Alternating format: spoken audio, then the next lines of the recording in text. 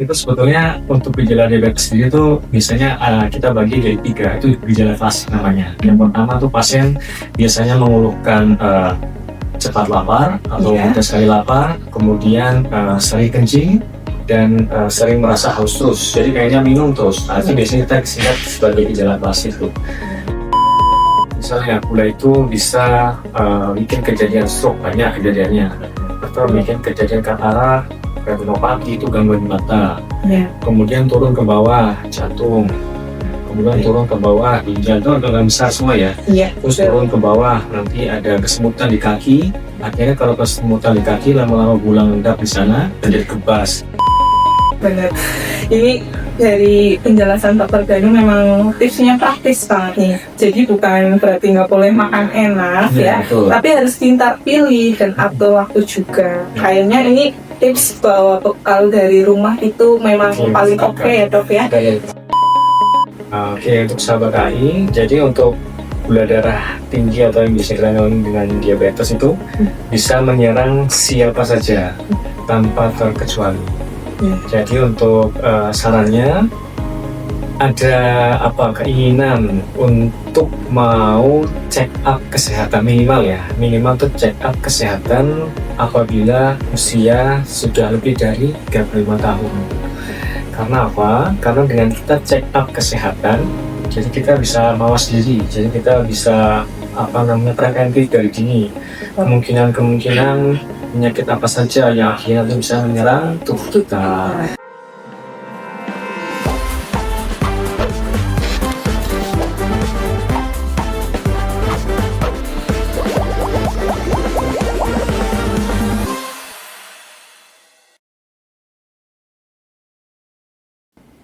Assalamualaikum warahmatullahi wabarakatuh. Halo sahabat HI, kita balik lagi di Sapa HI, suara podcast Harapan Ibu. Podcast yang bakal nemenin sahabat HI ngobrol santai seputar dunia kesehatan, langsung dari studio Rumah Sakit Umum Harapan Ibu Purbalingga. Nah, kali ini spesial banget memperingati Hari Diabetes Sedunia tahun 2025 yang diperingati setiap tanggal 14 November untuk meningkatkan kesadaran tentang pentingnya pencegahan dan pengendalian diabetes. Nah, tahun ini temanya adalah diabetes dan kesejahteraan, khususnya diabetes dalam tempat kerja. Untuk lebih peduli terhadap kesehatan diri di lingkungan kerja, baik mengenai rutinitas kerja, stres, pola makan, dan gaya hidup kita sehari-hari, ternyata bisa berperan besar dalam meningkatkan diabetes. Nah, ngomong-ngomong soal diabetes dan terkait layanan kesehatan, sahabat HI juga perlu tahu kalau di Rumah Sakit Umum Harapan Ibu Purbalingga tersedia layanan klinik penyakit dalam yang memberikan layanan lengkap mulai dari diabetes, hipertensi, gangguan imunitas, dan layanan lainnya. Jadi kalau sahabat HI ingin tahu kondisi gula darah, ataupun punya keluhan terkait cepat lelah, atau sering haus, atau sering buang air kecil, bisa banget langsung datang dan konsultasi dengan dokter kami di Klinik Penyakit Dalam Rumah Sakit Umum Harapan Ibu Purbalingga. Dan untuk membahas lebih dalam mengenai soal tema kita hari ini, sudah hadir bersama saya narasumber spesial. Beliau adalah Dr. Gandik Danu Pramida, spesialis penyakit dalam Rumah Sakit Umum Harapan Ibu Purbalingga. Yuk kita langsung sapa saja dengan dokternya. Assalamualaikum, apa kabar dokter? Assalamualaikum warahmatullahi wabarakatuh. Alhamdulillah baik. Alhamdulillah ya dok ya. Nah, saya senang sekali untuk kegiatan podcast hari ini berkesempatan langsung dengan Dr. Danu, dokter spesialisnya penyakit dalam. Langsung saja nih dok, kita sapa dulu buat sahabat HI yang sedang menyaksikan podcast kali ini. Halo, assalamualaikum semua. Iya, baik dok. Sebelum kita membahas lebih dalam mengenai gaya hidup pekerja, kita ajak dulu nih sahabat HI buat lebih kenal dulu sama yang namanya diabetes.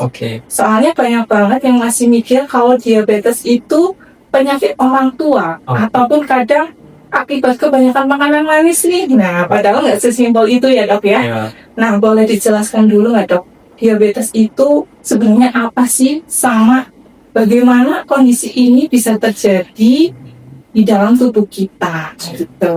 Oke dok, silakan. Bismillahirrahmanirrahim. Assalamualaikum warahmatullahi wabarakatuh. Jadi kita masuk ke pengertian diabetes terlebih dahulu. Jadi diabetes itu adalah suatu penyakit metabolik yang ditandai dengan peningkatan gula darah di atas normal. Itu ya, itu dulu ya jadi tagline-nya.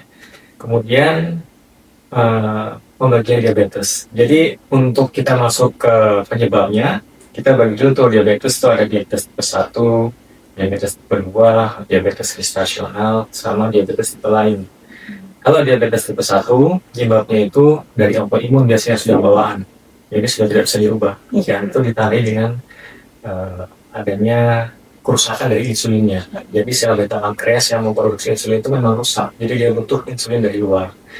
Kalau untuk diabetes tipe 2, itu disebabkan yang pertama mungkin ada dari keturunan, tapi hanya beberapa persen. Tapi lebih besar disebabkan oleh karena kebiasaan atau lifestyle, gaya hidup.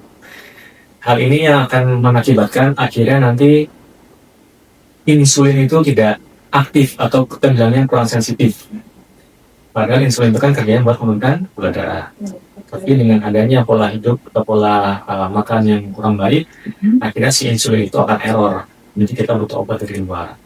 Kemudian yang ketiga adalah gestasional diabetes. Gestasional itu adalah diabetes pada kehamilan.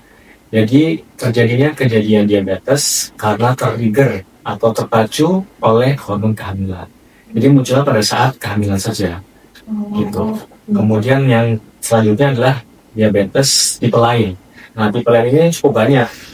Jadi gula itu tidak hanya disebabkan oleh yang 3 tadi sudah dijelaskan, tapi ternyata bisa disebabkan oleh banyak faktor lain. Contoh seperti obat-obatan, ada obat-obatan tertentu yang bisa meningkatkan kadar gula darah.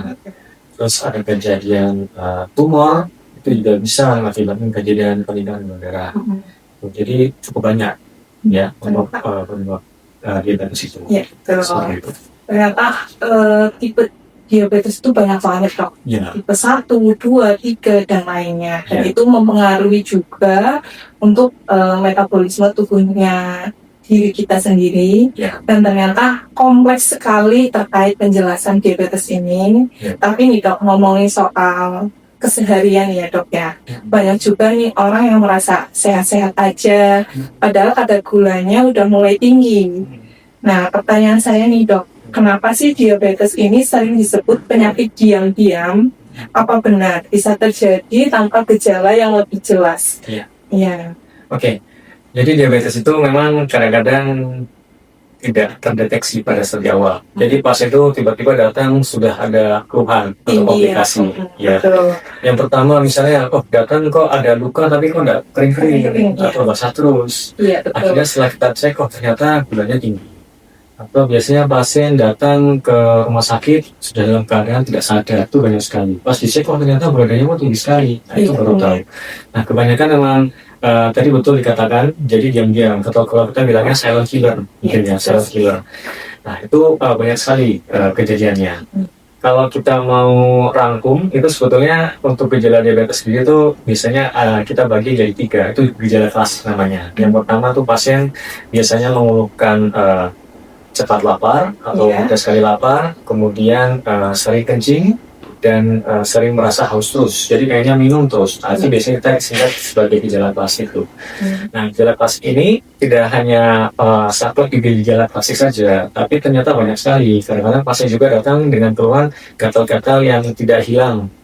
Padahal setelah dilihat kulitnya di sini tidak ada bentol-bentol, tapi kok gatal-gatal di dalam tubuh. Nah, itu juga salah satu tanda itu. Kemudian biasanya pada pria tuh gangguan tidak bisa berdiri lah kalau kita bilangnya ya, tidak bisa berdiri atau gangguan ereksi. Itu juga sering tuh dialami oleh pasien-pasien yang kadar gulanya tinggi. Baik dok. Terus mengenai penjelasan tadi ya terkait diabetes ini, katanya kan diam-diam suka tanpa ada gejala kok tiba-tiba muncul langsung tinggi atau komplikasi. Nah, terkait hal ini itu ada batasan usia nggak di dok terkait diabetes? Misalkan dari minimal usia ataupun maksimal, dan yang harus kita ketahui ini kan gejala awalnya seperti yang gatal-gatal dan lainnya. Nah, itu yang perlu kita hindari atau yang perlu kita atasi itu seperti apa, Dok? Oke, jadi untuk diabetes itu bisa menyerang dari usia bahkan anak kecil atau dari usia bayi atau anak balita sampai usia kapanpun. Jadi semua orang tuh bisa berisiko untuk diabetes. terjadi diabetes. Yang tadi saya sampaikan di awal itu ada diabetes tipe 1, jadi tergantung pembagian diabetesnya. Nah, iya, Dok. Terus nih, Dok, kadang-kadang ibu-ibu itu suka banget nih, misalnya masak, terus kelebihan nih karena masakannya sisa seperti itu ya. Kadang ibu-ibu ini emang kalau mau dibuang mubazir, nah seperti itu. Kadang sisaannya itu dimakan. Nah, nanti setelah beberapa minggu atau beberapa hari itu ngeluh kayak sering kebas, terus kayak dekat leher ini kayak kaku, sama kadang kalau dicek itu gula darahnya tinggi. Itu memang mempengaruhi dari segi pola makannya juga ya, Dok ya? Ya, itu sebetulnya gini, untuk pola makan memang ya betul sekali tadi. Itu sebetulnya tidak langsung saklek pada saat ibunya tuh sering makan ini makanannya itu, tapi sebetulnya memang sebelumnya tuh ibunya memang sudah punya kadar gula yang tinggi sebetulnya. Dan kebiasaan makan manis kan sudah banyak sekali di negara kita ini. Makannya semuanya serba manis dan serba instan. Ya, jadinya ya kejadian diabetes cukup tinggi akhirnya karena kebiasaan makannya sama seperti itu. Dan ternyata ya sangat berpengaruh ya, Dok ya, buat tubuh kita juga terkait diabetes ini, khususnya ya buat semuanya. Nah, tentunya terkait penjelasan ini tuh penting banget loh sahabat HI, karena nggak ada gejala yang terasa, tapi buat orang-orang yang abai terkait periksa diabetes itu perlu banget. Padahal justru di situ letak bahayanya kalau kita sering lupa untuk kontrol terkait makan apapun, pemeriksaan sejak dini sebelum kita terlambat mengetahui atau muncul komplikasi. Nah, ngomongin komplikasi nih ya, Dok, katanya kalau gula darah nggak terkontrol bisa berpengaruh ke banyak organ tubuh, bahkan bikin gampang penyakit lain. Boleh dijelasin nggak, Dok, apa aja sih dampak jangka panjang dari diabetes ini kalau tidak dikelola dengan baik? Jadi saya selalu menyampaikan kepada pasien-pasien poli bahwasanya komplikasi dari diabetes itu dari ujung kepala sampai ujung kaki, jadi ada semua. Dan itu kalau di itu bilangnya menyerang dari mikro sama makrovaskuler, jadi pembuluh darah kecil sampai pembuluh darah besar, dan itu ada semua dari ujung kaki sampai ujung kepala. Semua ada lengkap. Semuanya ada lengkap. Bisa, contoh misalnya gula itu bisa bikin kejadian stroke, banyak kejadiannya, atau bikin kejadian katarak, retinopati, itu gangguan mata. Kemudian turun ke bawah, jantung. Kemudian turun ke bawah, ginjal, itu organ besar semua ya. Terus turun ke bawah, nanti ada kesemutan di kaki. Akhirnya kalau kesemutan di kaki, lama-lama bulang endap di sana, dan jadi kebas. Kalau kebas, jadi baal. Nanti kalau ada luka, nggak terasa. Luka sedikit nggak terasa, akhirnya lama-lama besar lukanya. Jadi infeksi, amputasi kakinya. Nah, itu. Soal komplikasi dari gula tuh ya dari atas, dari ujung kepala sampai kaki ada semua lengkap ya, Dok ya. Berarti dari keseluruhan tubuh ini tuh benar-benar harus dijaga. Terus apalagi yang memang memiliki riwayat gula darah ataupun diabetes basah, ini kalau yang kegigit nyamuk aja itu bisa ngaruh ya, Dok ya, gatel dan lukanya makin lebar. Nah, solusinya nih, Dok, buat yang memang memiliki riwayat diabetes, untuk cara pembersihannya itu kan harus steril juga. Terus sama berarti harus perlu kita mengurangi aktivitas sehari-hari untuk mencegah terkait kondisi kalau memiliki riwayat seperti itu, atau harus seperti apa gitu? Tapi sebetulnya kalau misalnya di nyamuk itu sebetulnya tidak salah ilmunya, tapi sebetulnya salah pada saat kita menggaruk mungkin. Karena mungkin kukunya kotor, jadinya kuku itu betul sebagai sarana untuk malah memperberat kondisi infeksi. Dan ini sebetulnya malah jadi infeksi tuh gara-gara di situnya. Nah, kalau misalnya ada infeksi, sebetulnya malah jangan membatasi pergerakan justru tetap harus aktif bergerak. Karena kalau misalnya kita mager, itu malah justru aliran darahnya akan semakin jelek tuh. Akhirnya kita memang disarankan buat banyak bergerak, harus bergerak.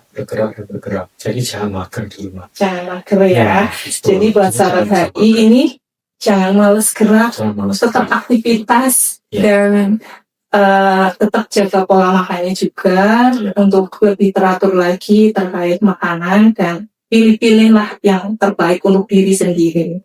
Nah, ternyata diabetes itu bukan cuma urusan gula darah tinggi, tapi juga erat banget sama hubungannya gaya hidup. Ya. Apalagi buat teman-teman yang pekerja nih dok, seperti saya.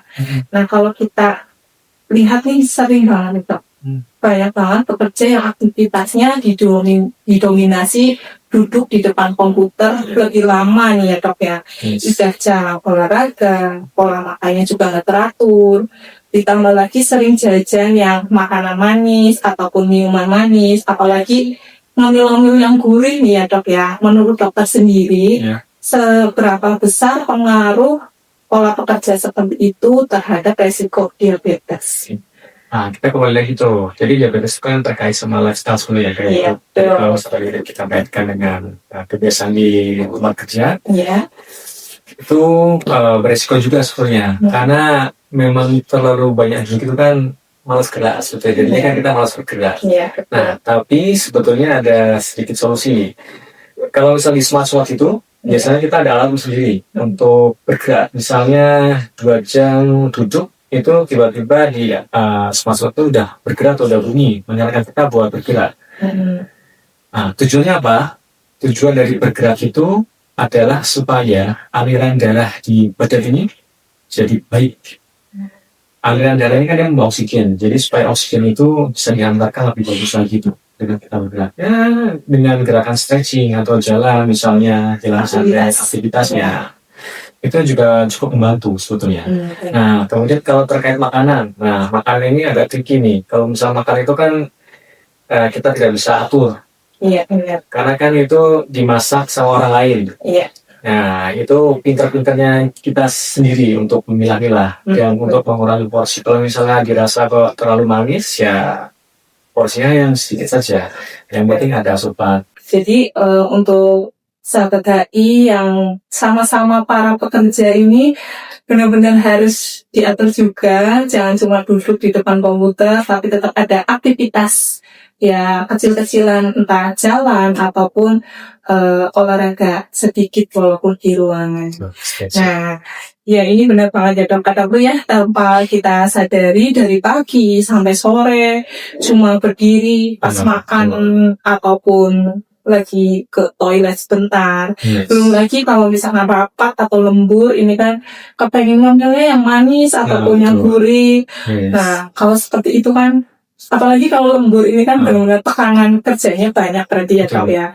Apakah stres kerja juga bisa memperparah kondisi atau bahkan memicu diabetes juga dok? Yes, jelas. Itu sangat berhubungan sekali. Karena stres itu akan meningkatkan hormon kortisol. Dimana kortisol ini nantinya akan merangsang peningkatan gula dan juga darah tinggi. Jadi tensi sama gula itu akan cepat sekali terangsang apabila kita stres. Nah, saya wanita ini agak sulit juga nih, karena wanita itu kalau misalnya stres malah justru makan. Iya, banyak kan makan. Enaknya makan apa nih hari ini ya? Akhirnya ngemil, nah itu yang akhirnya nanti jadi salah. Akhirnya semakin resiko juga, semakin gemuk juga gulanya gitu. Akhirnya untuk resiko para diabetes juga sangat tinggi. Terus sudah makan ngemilnya banyak, terus nanti mager, malas gerak. Wah, itu udah berisiko lagi tuh, tambah 2 kali lipat. Nah, berarti resikonya lumayan tuh. Lumayan banget ya. Berarti benar-benar gak boleh mager ya dok ya. Makan juga harus diatur. Pikiran dari segi mengelola stres harus benar-benar diatur juga. Karena tekanan kerja juga ya mempengaruhi terkait gula darah khususnya. Nah, ini stres itu kan bukan cuma bikin pusing kepala ya, tapi juga bisa berdampak ke kadar gula. Ini pasti relate banget nih buat sahabat HI yang sering ngerasa butuh yang manis-manis biar semangat kerja lagi. Nah, ini kan buat saya sendiri ya dok ya. Iya. Saya juga sering makan manis atau minuman manis. Terus ini tiap harinya aktivitas kecil ya dok, dari gedung lama ke gedung baru, seperti kunjungan ke bagian Tangsel, ke Poli, ke bagian lainnya. Dari aktivitas seperti ini juga buat teman-teman yang lainnya, nah itu bisa mengurangi resiko diabetes ataupun bagi yang punya gula darah tinggi, itu seperti itu bisa dok. Nah, bagus banget. Bisa. Jadi kalau misalnya kita tidak olahraga, Ya, minimal kita memanfaatkan yang ada.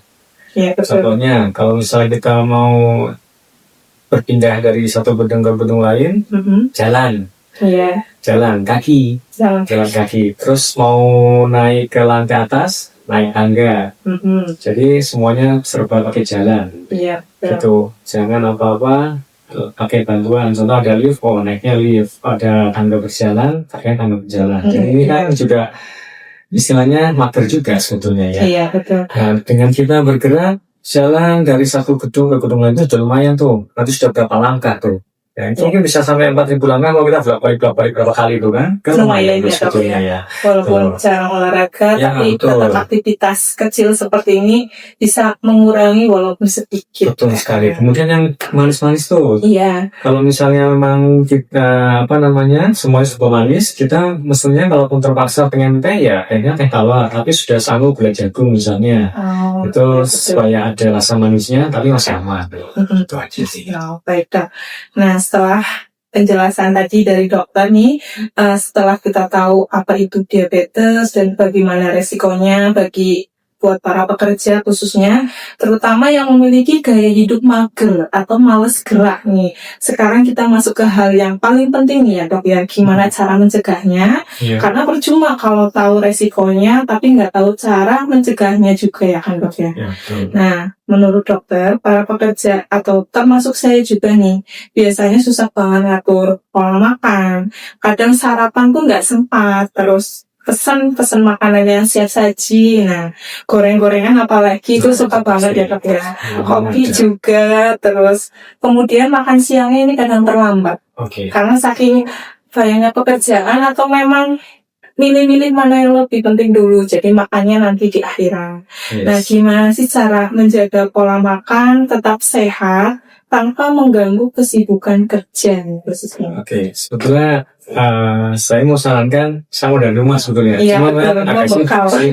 Sebetulnya dengan kita membekal itu minimal kita tahu bekal apa yang akan kita bawa. Iya, benar. Dan kita juga bisa memilah-milah makanan sehat apa yang akan kita makan nantinya. Iya. Itu sebetulnya yang mau saya sarankan itu, dan itu lebih murah dan kita tidak boros juga. Kalau saya Betul. apa beli, Beli. akhirnya boncos. Betul. Saya nggak tahu juga nih Ya, terkait ya. masakannya, Ya, untuk betul. takarannya gimana. Ya, betul. Walaupun Juga. enak di lidah kita, tapi belum tentu ya resiko di kadar Iya gulanya betul, juga. kita nggak tahu juga kan cara masaknya seperti apa, pakai minyaknya menyebab apa tidak. Itu sebetulnya sih salahnya sebetulnya itu sih sang dari rumah sih. Nah. Itu yang paling hemat dan saya rasa ya paling praktis dan sehat. Betul, Ya, sangat benar. Ini dari penjelasan dokter Danu memang tipsnya praktis banget nih. Jadi bukan berarti nggak boleh makan enak ya, betul. tapi harus pintar pilih dan atur waktu juga. Kayaknya ini tips bawa bekal dari rumah itu memang Iya, paling oke ya dok ya. Dan Jadi lebih tahu terkait masakannya, Ya. terus bisa kira-kira untuk biar nggak over ya dok ya, Iya, betul. makanannya juga mempengaruhi dari segi nasi, lauk, Betul. dan lainnya, biar Betul. seimbang. bisa dimakan kapan saja. Iya betul.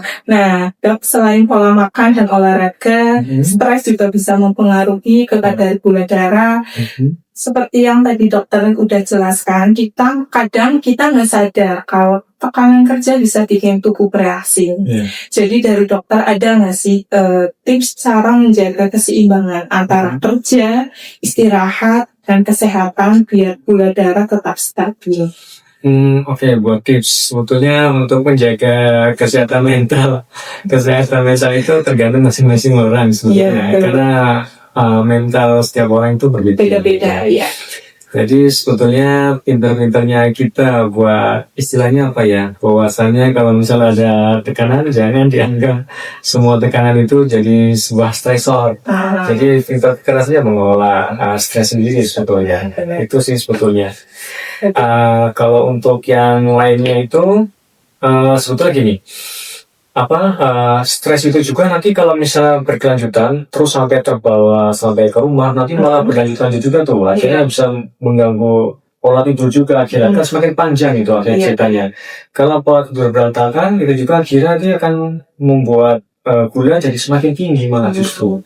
Nah itu jadi kalau misal pun ada problem di kantor misalnya atau di tempat kerja sebaiknya langsung dibereskan saja di tempat kerja dan jangan sampai dibawa ke rumah karena itu malah menjadi penyakit yang akhirnya berlanjut terus menerus seperti itu ya. Pintar-pintar kita mengelola saja sih untuk stres sendiri sebetulnya itu setiap orang pasti akan bisa sih kalau misalnya mengelola stres sendiri. Kalau misalnya harus perlu bantuan konsul psikiater tapi kayaknya sih ada perusahaan psikiater kalau misalnya emang tingkat stresnya tidak terlalu tinggi. Iya betul. Pintar-pintar yang kita. Tapi misalkan stresnya udah benar-benar sampai susah tidur berhari-hari itu juga perlu juga ya nih dok? Ya itu akhirnya kalau misalnya stres yang berlanjut dan akhirnya banyak timbul keluhan ya kita butuh obat nantinya atau butuh mungkin suatu teknik psikoedukatif atau cara teknik-teknik tertentu untuk bisa bikin kita relax itu juga bagus tuh untuk menghilangkan stres. Seperti contoh nih kayak kita tarik nafas, hembus, tarik lagi, hembus itu kan kayak oksigen itu kita ambil maksimal kemudian dibuang dengan mengatur pernafasan, pola nafas itu juga lumayan bisa membantu tuh untuk menurunkan stresor sebetulnya. Banyak sekali di YouTube itu teknik-teknik buat cara kita supaya menghilangkan stres dengan teknik itu pernafasan. Banyak sekali dan nanti bisa dilihat saja. Iya, ternyata pengelolaan stres itu benar-benar harus ditata, harus benar-benar nggak boleh berlebihan ya dok ya, karena merusak untuk diri sendiri juga, apalagi kadang timbul penyakit-penyakit yang tidak ingin kita inginkan, terutama gula darahnya jadi meningkat. Nah ini benar-benar sangat luar biasa sekali ya obrolan kita hari ini, karena banyak banget yang kita pelajari, mulai dari memahami faktor resiko diabetes, tantangannya di kehidupan modern terutama nih ya dok di lingkungan kerja nih, sampai cara-cara sederhana dan tips untuk menjaga diri dari yang namanya diabetes. Boleh dong untuk dokter sebelum kita tutup nih acara podcast hari ini, dokter kasih pesan singkat untuk sahabat HI, khususnya bagi mereka yang sedang berusaha menjaga gula darah ini tetap stabil, walaupun di tengah kesibukan kerja sehari-hari. Oke, untuk sahabat HI, jadi untuk gula darah tinggi atau yang dikenal dengan diabetes itu bisa menyerang siapa saja tanpa terkecuali. Jadi untuk sarannya ada keinginan untuk mau check up kesehatan minimal tuh check up kesehatan apabila usia sudah lebih dari 35 tahun. Karena apa? Karena dengan kita check up kesehatan, jadi kita bisa mawas diri, jadi kita bisa preventif dari dini kemungkinan penyakit apa saja yang akhirnya bisa menyerang tubuh kita. Seperti itu.